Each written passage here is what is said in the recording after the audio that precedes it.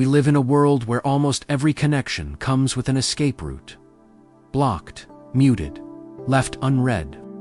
Have you ever wondered what happens to the love stories that just evaporated? You are going to learn about love story. But this one is not about a dramatic breakup. It is about something far more common, far more silent, and maybe even more heartbreaking. This is a real story of two people who meet unexpectedly and lose each other just as unpredictably. It's a modern love story about timing, emotional avoidance, and the terrifying honesty of being truly seen in a time where ghosting is easier than staying. At the heart of our story is Lina.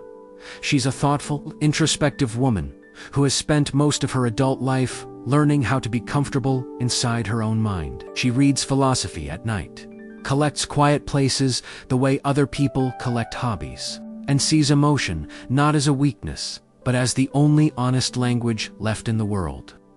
Lina is careful with her feelings, but she isn't defensive.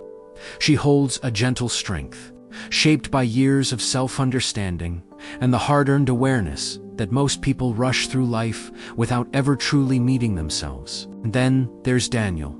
He's charming in a quiet way, intelligent, observant, but profoundly uncomfortable with vulnerability. He is the kind of man who jokes instead of opening up, who listens without revealing, and who has perfected the art of keeping every relationship at arm's length. Not because he does not care, but because caring has always felt dangerous to him. Emotional closeness feels like stepping onto thin ice, beautiful, fragile, and one wrong move away from disaster. They both meet in the most ordinary way possible. A mistaken coffee cup, a clumsy moment, a laugh shared between strangers, a quiet instant of connection that neither of them expected. But from that moment forward, something in their lives shifts. They begin to meet again and again, drawn into each other's orbit with a mixture of surprise and inevitability. Their connection grows subtly, naturally. Lina brings a sense of peace to Daniel's chaotic inner world, while Daniel brings a kind of warmth and spontaneity back into Lina's carefully structured life. They don't talk about love, they don't define anything, but their presence in each other's days becomes unmistakably meaningful. It isn't dramatic or rushed. It simply is a genuine connection, in a generation that rarely allows itself one. But the deeper their bond becomes, the more Daniel feels something unfamiliar rising within himself: fear. It is not a fear of Lina, but a fear of what she awakens in him. The fear of needing someone, the fear of being truly known, the fear of not being enough. He senses that Lina sees him as it is, not his curated version that he shows the world, but the real one. And that terrifies him more than loneliness ever did. And so, one day, without really planning it, he pulls away. He cancels plans with a vague excuse. He becomes slow to reply. He avoids her messages with the rationalization that he just needs space, time, or a clear head. But what he really needs is the courage, something he hasn't yet learned to possess. So one day, sensing the distance, Lina writes one final message. It is a message born not out of insecurity, but out of sincerity. A simple question, asking if she did something wrong. It is the kind of message sent by someone who values communication, not confrontation. But Daniel doesn't open it. He sees the notification, feels that spike of anxiety in his chest, and decides to deal with it later. Unfortunately, later becomes days. Days become weeks, and weeks become months. This unopened blue message becomes the silent grave where their connection is buried. Now, you might think their story ends there, with a quiet heartbreak. But it doesn't.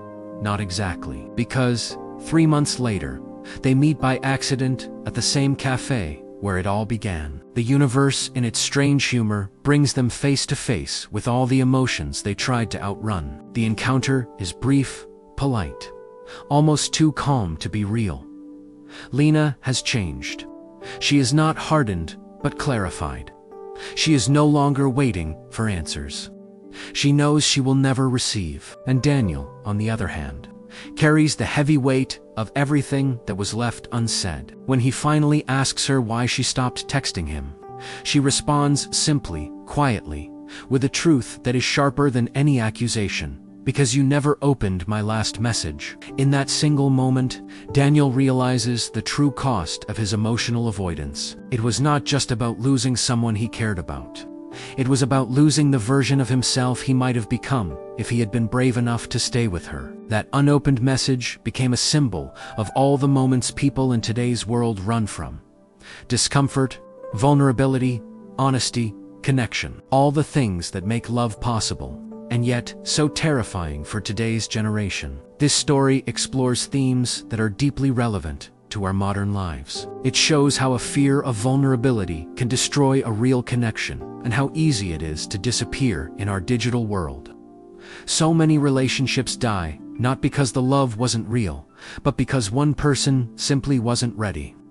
It highlights how timing can shape love more than intention ever could, and how silence can wound more deeply than any argument. Perhaps the most touching lesson is this: people often meet the right person before they have learned how to be the right person themselves. Ultimately, the last blue message is not just a story about loss.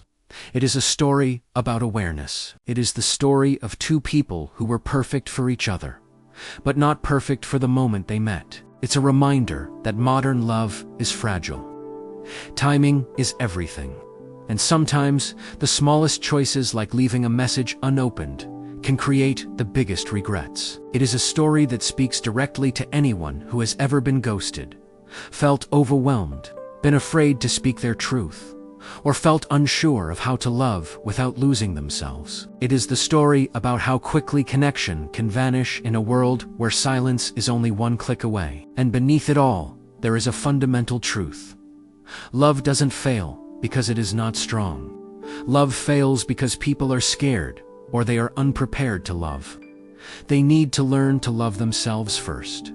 Thank you for watching. If this story resonated with you, just let me know in the comments. Have you ever been on either side of that unopened message? I would love to read your experience. See you soon with another story about life.